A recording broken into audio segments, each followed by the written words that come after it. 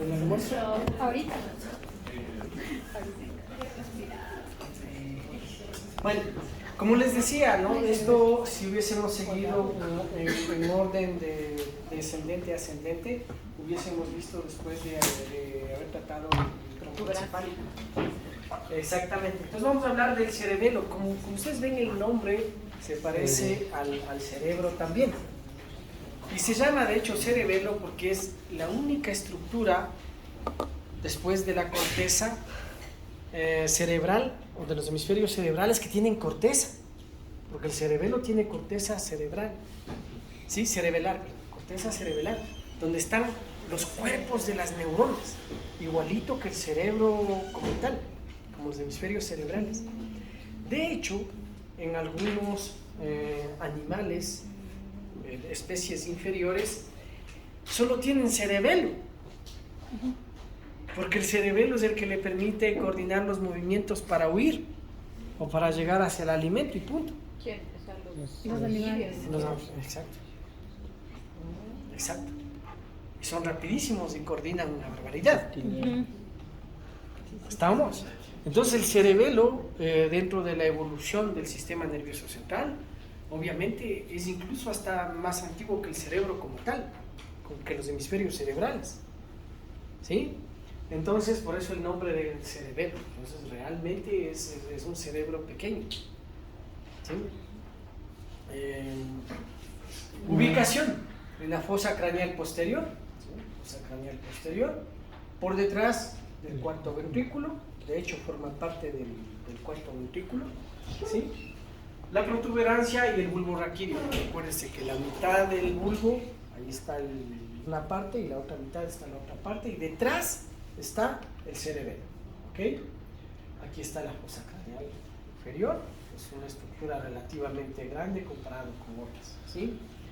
Aquí está, aquí se aloja el cerebelo en esa parte. Mire, aquí tiene una placa, usted siempre ve así, usted le va a ver al cerebelo grande en un corte, en resonancia magnética, entonces, y obviamente siempre va a salir al lado de la protuberancia porque está al mismo nivel.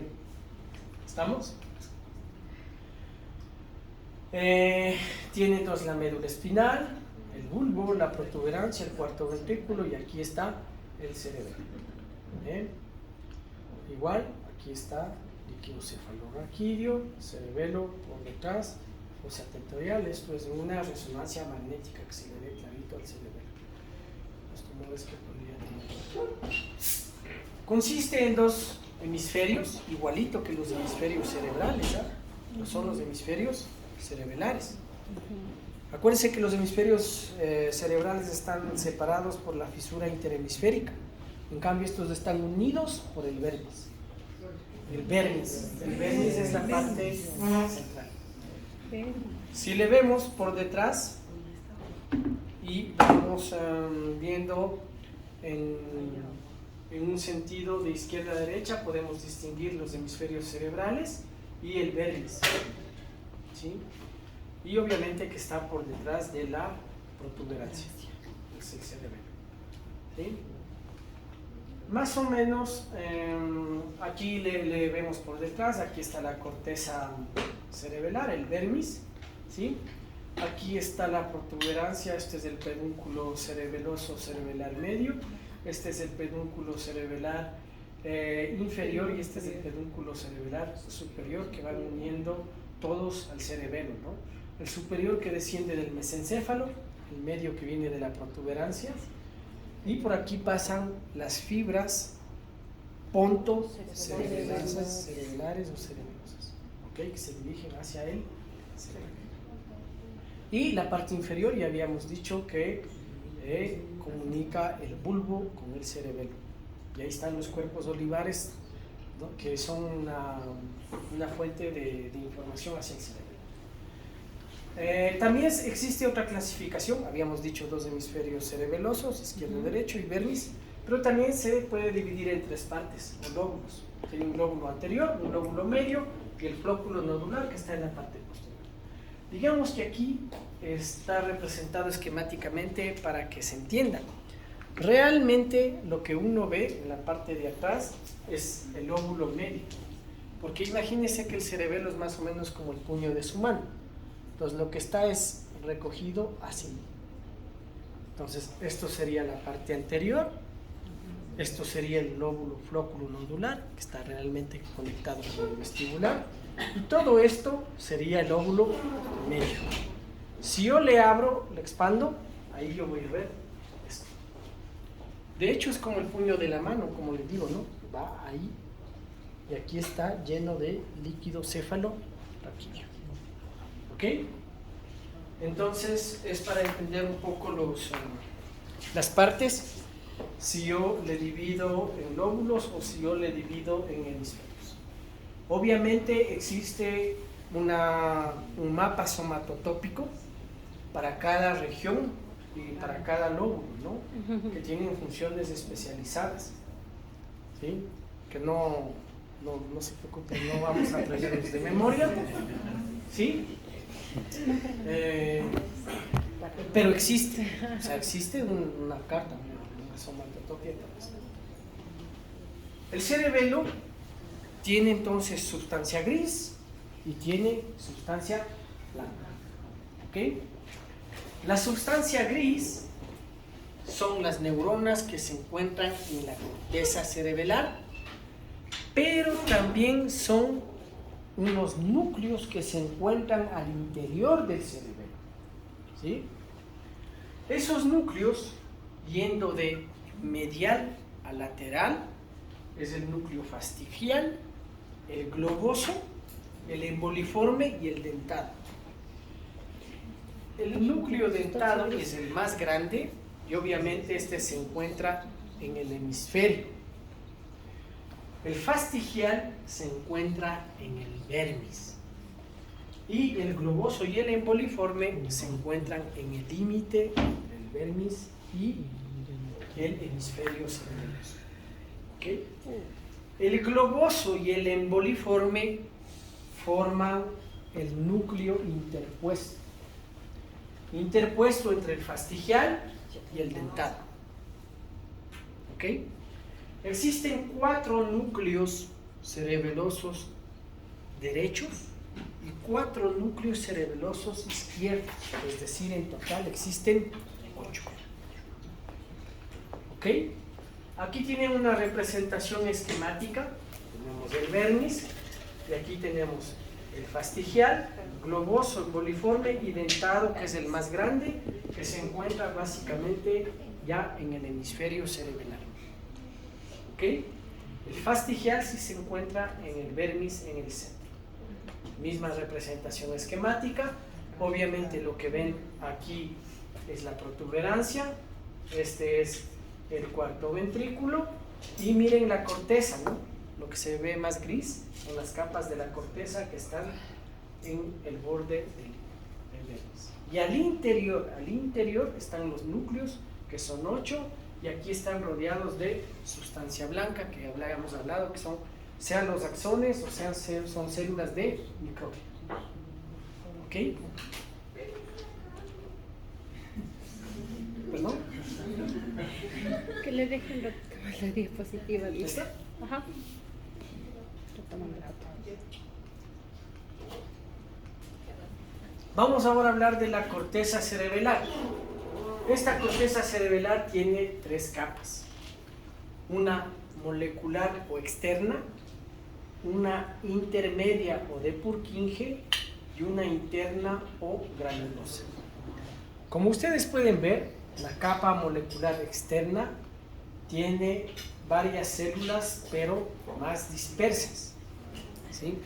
Son las células estrelladas y las células Basque, cesta. En la capa de Purkinje obviamente están las células de Purkinje, que se caracterizan por tener amplias ramificaciones dendríticas que se dirigen hacia la capa molecular. Y en la capa interna o granulosa están las células de Golgi y las células granulosas. Es decir, existen 5 tipos de células en la corteza cerebelar. Como ustedes pueden ver también, existen más células de Golgi y granulosas que de Purkinje. Representación esquemática, estamos hablando que esas 5 células se encuentran distribuidas en 3 capas que vemos aquí, más en gris. ¿Ok? Porque esa es la corteza. Y al interior están los núcleos que no vemos aquí, ya los vimos antes. Esta es las células, la sustancia gris, y obviamente lo que ven aquí como ramitas de un matorral, esa es la sustancia blanca. ¿Ok? Los axones que van penetrando. Aquí está la distribución de las 5 células. Aquí tiene la capa externa, ¿sí? Donde están las células estrelladas, como yo le decía, ¿sí? Y también están las células Basket, que tienen grandes ramificaciones. Capa intermedia, células de Purkinje, caracterizadas por amplias ramificaciones dendríticas que se extienden hacia la capa externa. Y aquí tiene la capa granular o granulosa, que tiene las células de Golgi, que vemos acá, y las células granulares, que son más numerosas que las de Purkinje y que las células de la capa externa. ¿Ok? Ahora, la información a la corteza cerebelar llega a través de 2 tipos de fibras. Las fibras de Purkinje, que están aquí, y las fibras musgosas. ¿Ok? Mosi quiere decir musgosa, ¿no? Las fibras mosi o musgosas hacen conexión con las células de la capa interna, es decir, con las células de Golgi y las granulosas o granulares. Y estas vienen trayendo información del tracto espinocerebelar. Si es del mismo lado, es posterior, y esa le va dando la información de la contracción de grupo muscular por grupo muscular. Si es del otro lado, le va a dar información de la secuencia del movimiento. ¿Ok? También trae información cuneatocerebelar del núcleo cuneiforme, o sea, del miembro superior. ¿Sí? Le da información vestibular. Obvio, el cerebelo tiene que saber todo. ¿Sí? A través de las fibras musgosas. ¿Sí? Y también por esas fibras musgosas entra información suprasegmental. O sea, que viene de la corteza. Esto es para la planificación de los movimientos y generalmente es excitador. ¿Estamos? ¿Sí? Ahora, las fibras climbing o trepadoras, esas vienen del núcleo olivar inferior, ¿eh? Pueden dirigirse al núcleo dentado sobre todo. Acuérdense que se ramifica, va al núcleo dentado, ¿sí? Y se relacionan directamente con las células de Purkinje. Generalmente son inhibidoras. ¿Ok? ¿Sí? Esto retenga. Sí. Eso sí tienen que retener. Ahí está una síntesis de lo que les acabo de decir. Células de Purkinje son las de proyección principal, o sea, la mayor parte de la información llega por allá. Tiene las en cesta, las estrelladas, las granulosas, y las de Golgi, que todas son interneuronas básicamente, ¿sí? Y ahí tiene la función. Purkinje inhibición ya habíamos dicho, y las otras son de excitación, las que vamos a hablar más. Ahora vamos a ver los circuitos cerebelares corticales aferentes.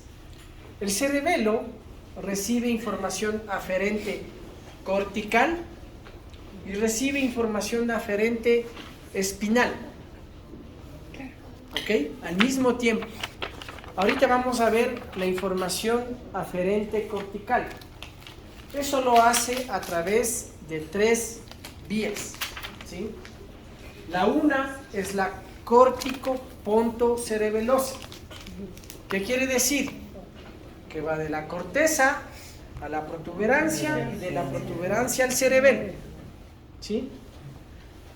Esta vía es contralateral, es decir, recibe la información de la otra corteza, el cerebelo. Si estuviéramos viendo así, el lado derecho, ¿sí? Aquí manda la información hacia el cerebelo izquierdo. ¿Ok? Entonces, de la corteza se van a los núcleos pontinos, de los núcleos pontinos a través, ¿cómo se llama este? Este es el núcleo pontino, ¿y este cuál es? Pedúnculo cerebelar medio. A través del pedúnculo cerebelar medio se dirige hacia la corteza cerebelar. ¿Ok? Tiene la vía córtico-retículo cerebelosa. En el libro le pone al revés, pero eso hace más que confundir. Porque si hablamos en el mismo orden, estamos diciendo todas las paradas y la secuencia. Entonces, si usted pone córtico, retículo, cerebelosa, estamos bien, porque estamos diciendo que salen de la corteza. Retículo quiere decir formación reticular, o sea, en el tronco encefálico. Y de ahí, ¿sí?, del tronco encefálico, se dirige ipsilateralmente a la corteza cerebelar, o sea, el mismo lado, a través del pedúnculo cerebelar medio. Y luego tenemos la córtico-olivo-cerebelosa, ¿sí?, que va desde la corteza, se dirige a los cuerpos olivares en el bulbo, recuerden que están en la parte lateral, y de ahí, vía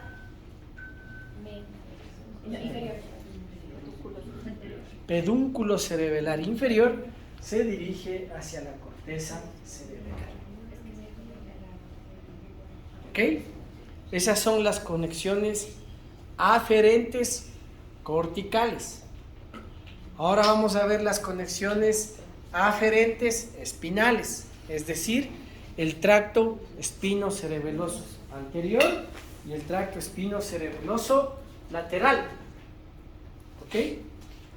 Entonces, el tracto espinocerebeloso posterior lleva información, si ven aquí, ipsilateral, ¿sí? Aquí está el posterior, que va llevando la información, apenas llega del músculo o el grupo que se contrae, a través del pedúnculo cerebelar inferior, hacia el cerebelo, hacia la corteza y hacia el núcleo dentado. ¿Ok? El núcleo dentado. Mientras que la vía anterior ingresa la información del músculo, decursa, sube por el pedúnculo cerebeloso superior, se dirige a la corteza en una rama y vuelve a salir por el pedúnculo cerebelar medio y se dirige al cerebelo del mismo lado. Es decir, que le informa el anterior, le pasa avisando al cerebelo del otro lado lo que va a pasar con la secuencia del movimiento. Y luego le envía esa información al mismo cerebelo del mismo lado.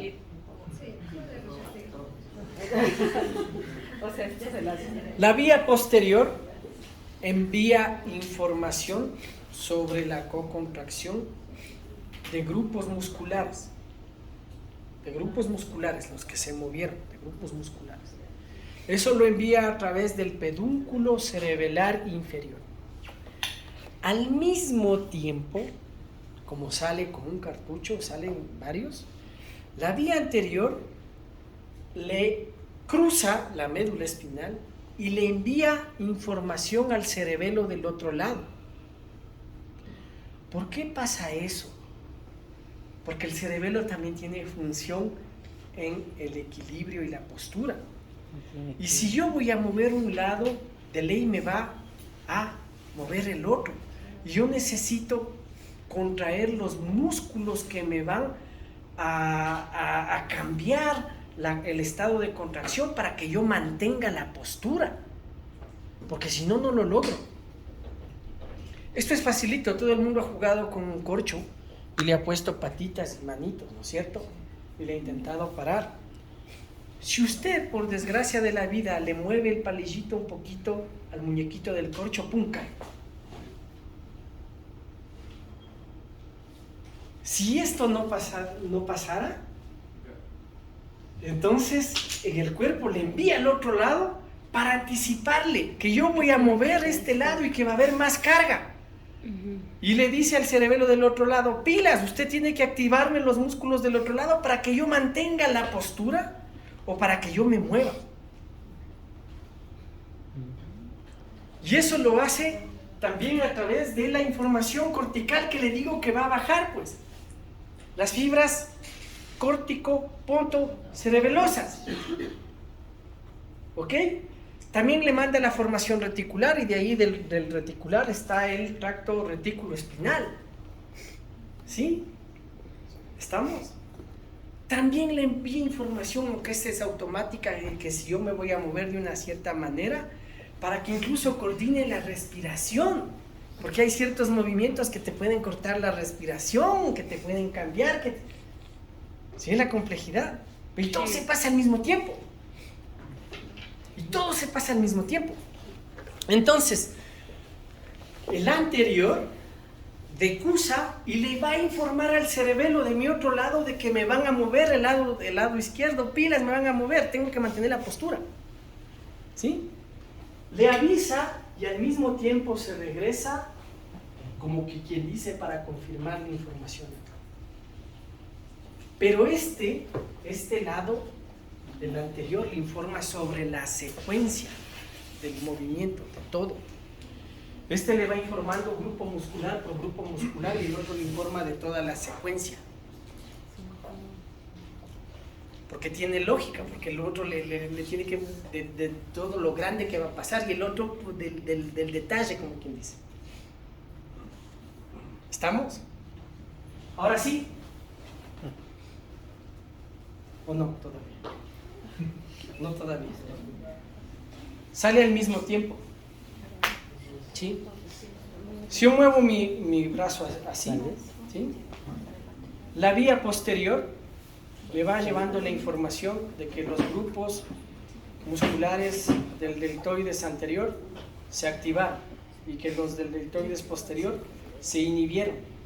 ¿Sí? De ley que tiene que dar, porque el cerebelo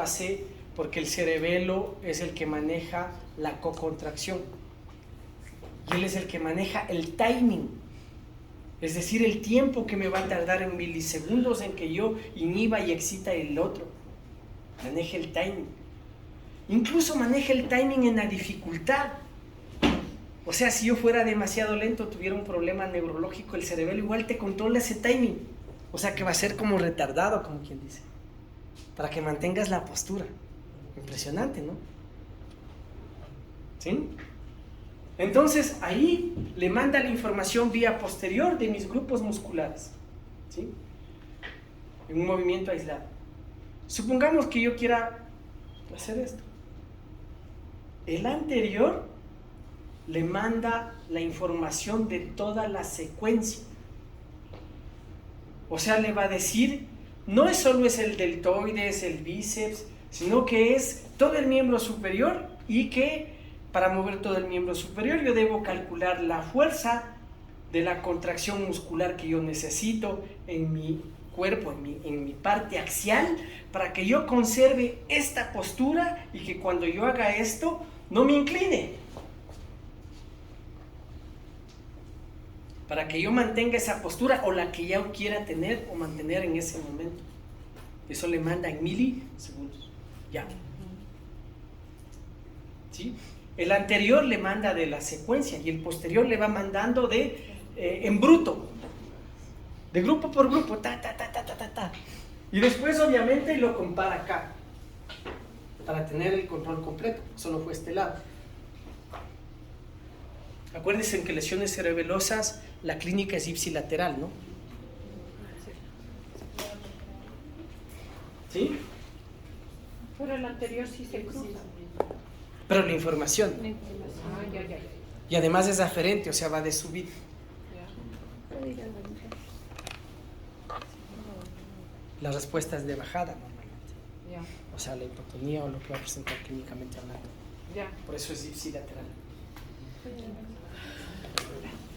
Ahora vamos a ver las conexiones cerebelares. Ya les vi preocupados. Y esta sí es pregunta. Pero, o sea, no veo la dificultad.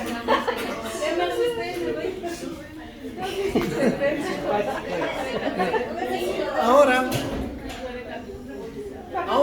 vamos a ver las eferentes, las que salen del cerebelo. ¿Sí? Dime. Aparte de lo que sería cerebelo espinosa, solo son dos tractos, la Sí. anterior y la posterior. Sí. Pero que van de la espina, porque si no vienen Que suben de la médula espinal. Pero también bajan de la corteza. También bajan de la corteza. De hecho, todo pasa al mismo tiempo y el cerebelo tiene que comparar, porque para el movimiento voluntario, pues. ¿Cacha? Y se pasa al mismo tiempo. O sea, es al mismo tiempo, es a una velocidad impresionante. Y está la velocidad que si yo tengo una perturbación, yo puedo corregirme incluso. ¿Estamos? Ahora vamos a ver los circuitos cerebelares eferentes, es decir, los que salen del cerebro. Esos salen de los núcleos cerebelares a través de 4 vías. ¿Sí? Las que salen del núcleo dentado, eso se llaman las eferentes dentotalámicas, porque salen del núcleo dentado al tálamo y del tálamo se dirigen hacia la corteza contralateral. ¿A dónde llegaba el tálamo? ¿Se acuerdan que vimos eso? La información que sale del cerebelo sale del núcleo dentado hacia el tálamo y del tálamo se dirige a la corteza. ¿Ok? ¿Recuerdan? Ya. Al tálamo, ¿a dónde llegaba?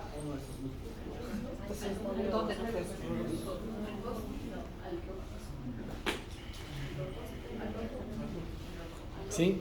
Y ese es el segundo, es el segundo núcleo de la parte. A ver, llega a la región lateral del tálamo, ahí había 2 filas, una dorsal y una ventral. Llega a la fila ventral, a la ventral lateral, porque a la ventral anterior eran los ganglios basales. Eso es lo que vamos a preguntar mañana. Pero y si se saben, ahí la compañera responde correctamente. La compañera, la. Pregúntele eso ahí. Ya. Entonces tenemos la vía dentotalámica, ¿no es cierto? Que va del núcleo dentado, del tálamo, ¿sí? Y del tálamo va hacia la corteza cerebral. Tenemos la vía globoso emboliforme rubrical o vía interpuesta rubrical.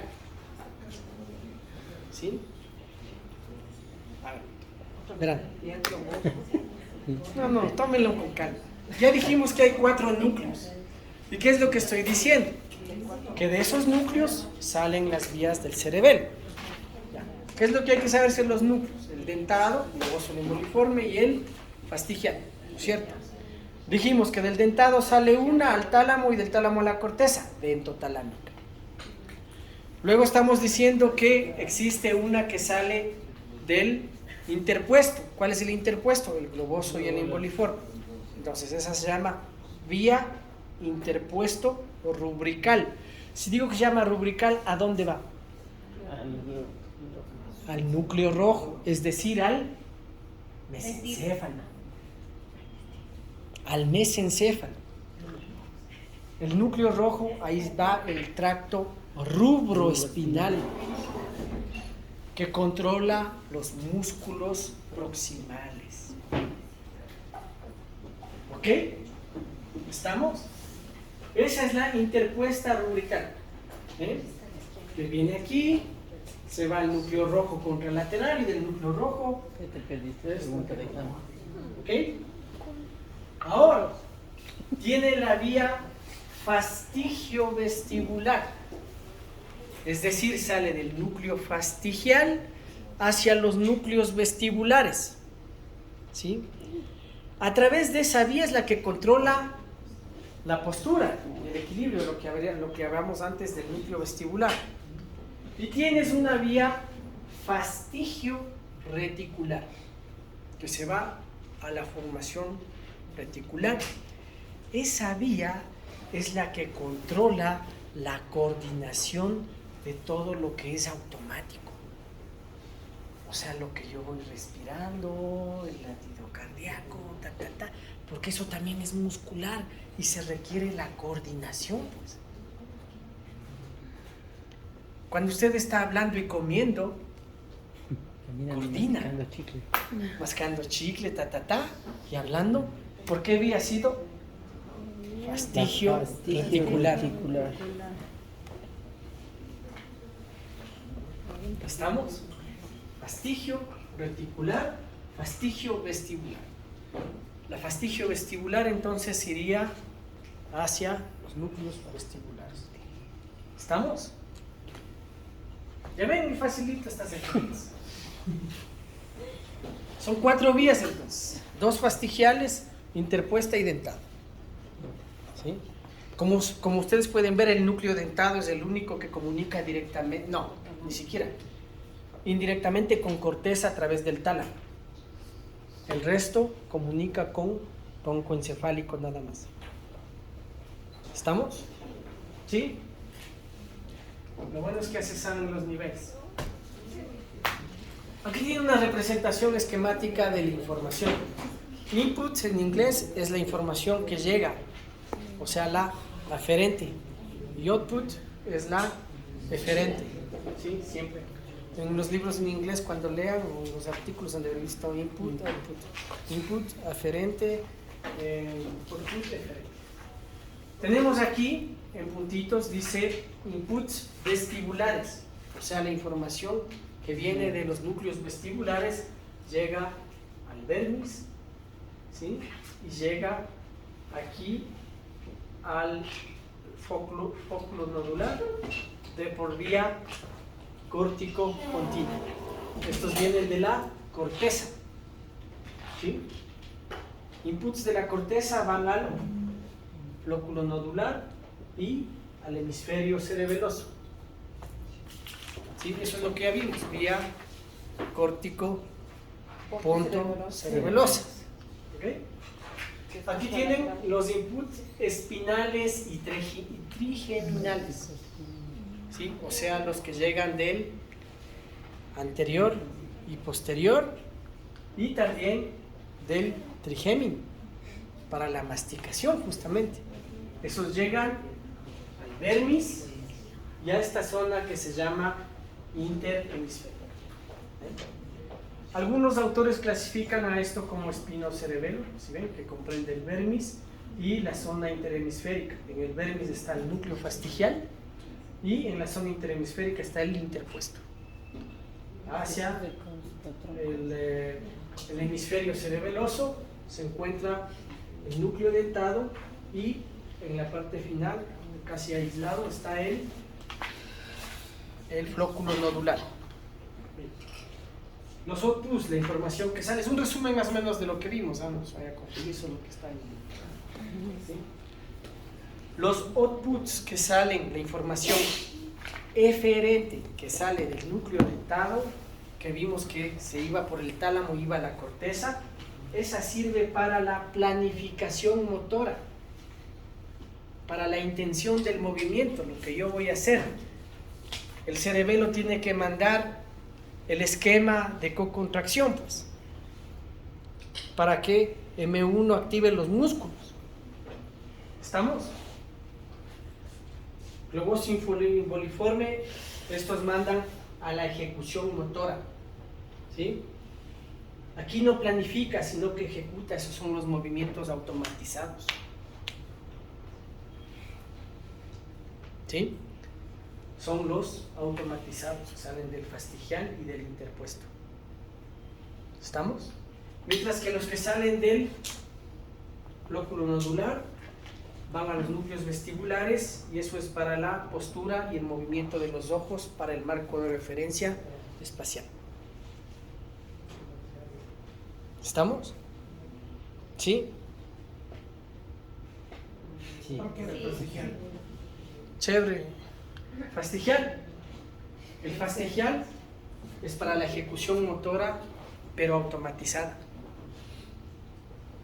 ¿Sí? No reflejos, ¿ah? Verán que en ningún momento dije reflejos, dije automatizada. Lo que yo ya tengo aprendido de memoria, la secuencia. ¿Sí? Igual que el núcleo interpuesto, ¿verdad? Y igual que el interpuesto. Eso es para la ejecución motora, rápida. Por eso es que el sistema no se demora. Que hace tin, tin, tin rápido. No tiene que planificar. Si es que fuera un movimiento nuevo, ahí sí tiene que planificar. O algo que no sabe, que no O sea está que ya es automatizado. innato que nosotros venimos con todo eso. Podrías tenerlo, sí. Mañana voy a hablar de eso. Sí, ya existen secuencias que ya vienen. Claro, por eso son los movimientos que hay Exacto, hoy en día. exacto. Sí, sí, sí, sí. Son los movimientos generales. O sea, lo que pasa es que realmente, si vamos a la informática, como yo le digo, un bebé es una computadora que le vino con los programas básicos. Eso es. Y ahí usted le sigue metiendo, Ajá. sigue cargando programas. Así de simple. Y usted sigue bajando, quitando los que no le sirven. ¿Mm? Obviamente, con la genética y el aprendizaje, ¿sí? Usted puede modular la sinapsis. Y por eso es que no todos somos iguales. De eso Hay se unos basa que la- somos más chonchitos, otros más inteligentes. Pero de eso se va a usar la plasticidad también. También, no. De lo que tú dices, de modular, de eso de... No tanto. Es más la codificación a nivel genético que tú hablabas de tener un sistema alambrado básico, como para los movimientos del niño que va solito, que camina en el aire, que es simplemente el control pattern generator que lo tienes, pero que igual que le tienes que modular. ¿Sí? ¿Estamos? Ajá. Entonces, los núcleos tienen funciones especiales, como les acabo de decir. El cerebelo, obviamente, es el que coordina los movimientos voluntarios, porque tiene una influencia en la actividad muscular, que es lo que acabo de decir. Controla el equilibrio, y también el cerebelo tiene mucho que ver con el tono muscular. Hay varias estructuras que controlan el tono muscular, y el cerebelo es una de esas. De hecho, cuando tienes una lesión cerebelar pura, tienes hipotonía ipsilateral. Hipotonía ipsilateral. ¿Ok? Tiene conexiones preferenciales con el sistema vestibular y obviamente con las motoneuronas de la médula espinal. Hemisferios cerebelosos controlan la coordinación motora y el tono del mismo lado del cuerpo, es lo que hablábamos antes. ¿Ok? En ausencia del cerebelo, los movimientos se desarrollan con lentitud, ¿sí? Hipoquinesia, y carecen sobre todo del impulso de arranque que da el cerebro. La fuerza es débil, suelen tener menos fuerza, ¿sí? Y los movimientos se realizan con lentitud, aceleraciones y desaceleraciones. O sea, ¿sí? Disdiadocosinesia. ¿Sí? Entonces, el cerebelo tiene control de los movimientos balísticos, obviamente, o sea, los movimientos rápidos, como por ejemplo los automatizados, como para leer, ¿no? Un libro que usted va leyendo, un movimiento balístico de los ojos, ¿sí? Para mecanografía, es el cerebelo, ¿sí? Que controla todo eso, y que si tenemos un problema podemos tener una de estas lesiones. Primerito, hipotonía, que ya dijimos, de origen ipsilateral. Disartria, que es la disartria, la dificultad para articular las palabras, porque estamos diciendo que la principal función del cerebelo es la coordinación entre los músculos. Entonces, obviamente yo no puedo coordinar bien el timing para producir el lenguaje. Yo voy a tener quizá ataxia, ¿sí? La ataxia, que es la pérdida de la coordinación, ¿sí? Y tengo la disdiadococinesia, que es la incapacidad a realizar movimientos rápidos, alternantes, bilaterales. ¿Ok?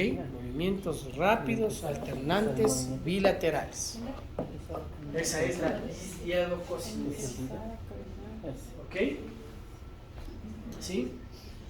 También podría existir temblor intencional. Aquí está la disdiadococinesia. Podría también existir temblor intencional por lesión cerebelar. ¿Sí? Fenómeno del rebote, pérdida del control entre agonistas y antagonistas, ¿no? No logra cogerle al timing, pues. Entonces se ve como un rebote del movimiento, ¿sí? Por eso es que le haces la prueba de dedo-nariz, ¿no? Para verificar si no hay rebote y si no falla, porque no logra coordinar entre agonistas y antagonistas, ¿sí? ¿Sí? Y además también tiene que ver con la visión. Entonces no falla, falla, perdón, pues no lo logra. Lesiones vestíbulo-cerebelosas afectan al flóculo, al nódulo, que es la porción caudal del vermis, la parte baja, ¿no es cierto? Uno puede tener trastornos del equilibrio y también puedes tener nistagmos, ¿ok? Puedes tener nistagmos. Lesiones, hay otros autores que le dividen al cerebelo en neocerebelo, o sea, al corteza cerebral, paleocerebelo, que es la parte, digamos, como más antigua, donde están los movimientos reflejos o automáticos, porque acuérdate que de aquí está el núcleo dentado que va a la conciencia, pues, a la corteza. Esto es inconsciente, movimiento casi automatizado, y que salen también hacia el tronco cerebral, o sea, es automático. ¿Sí? Y tenemos el nódulo flóculo nodular, que ya dijimos que era equilibrio postura. Entonces los otros movimientos automatizados. ¿Qué tenemos? La dismetría, ¿no es cierto? La asinergia. ¿Qué es una sinergia? ¿Qué es sinergia?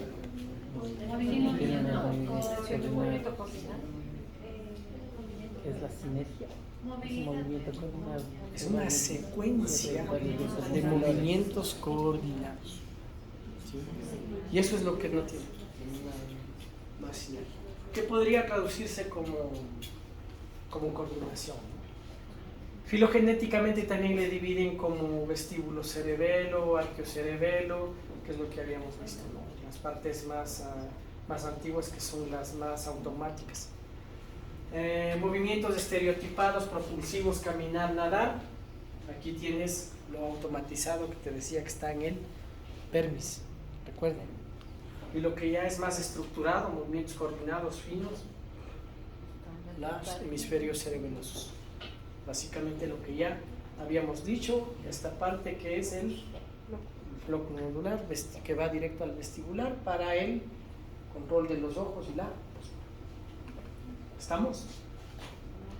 Ustedes pueden tener malformaciones como la de Chiari, donde el cerebelo no se encuentra en el lugar correcto y está más hacia abajo, termina comprimiendo la médula espinal y el canal medular, por eso podrías tener hasta hidrocefalia, ¿no es cierto? Ahora se ve menos, ¿no? Miren aquí como el cerebelo está descendido, miren dónde está, la parte del bulbo, ¿sí? Ya se ve menos porque ahora es obligatorio en el embarazo los escáneres y todo lo que tienes que hacer. Felizmente, ¿no? Porque antes no era tan obligatorio y es lo que obviamente produce hidrocefalia. Tienes más o menos un RM. Síndromes. Tú tienes el síndrome del hemisferio cerebelar por infarto en el hemisferio cerebelar. ¿Aquí qué tienes? Ataxia, hipotonía en las extremidades ipsilaterales a la lesión. ¿Ok? Cuando hay una lesión en el hemisferio cerebeloso o cerebelar, como quieran llamar. Síndrome rostral del vermis, o sea, de la parte superior. Aquí hay ataxia de las piernas y el tronco solo durante la marcha. ¿Sí? O sea, es como cuando le dan una chicha huevón. ¿Sí? Está sentado, no pasa nada. Se paró a orinar. Ya no da, ya. Aquí ya no dio ya. ¿Sí? Ataxia de las piernas y el tronco. ¿Estamos? Miembros superiores, lenguaje y músculos de los ojos intactos. Eso es como en el paciente alcohólico. El alcohólico es así, ¿verdad? ¿Sí? Síndrome rostral del vermis. En el síndrome caudal del vermis, o sea, de la parte inferior, la que está cerquita al nódulo oculomotor, aquí usted tiene dificultad a mantener la postura derecha por ataxia del tronco. ¿Sí? Y puede haber nistagmos. Generalmente se presenta por tumores. Y luego tiene todas las enfermedades desmielinizantes que también pueden atacar al cerebelo, como por ejemplo la esclerosis, intoxicaciones alcohólicas agudas. Cuando eso sucede, esta última parte, generalmente los daños son bilaterales. Eso es por el alcohol adulterado, puede afectar todo. También podrías. Exactamente, eso es lo que pasa. ¿Sí? Ahí tienes hipotonía, ataxia y todo esto bilateral. ¿Ok? ¿Sí? Dios de paz. Que Dios le pague. Ganglios basales.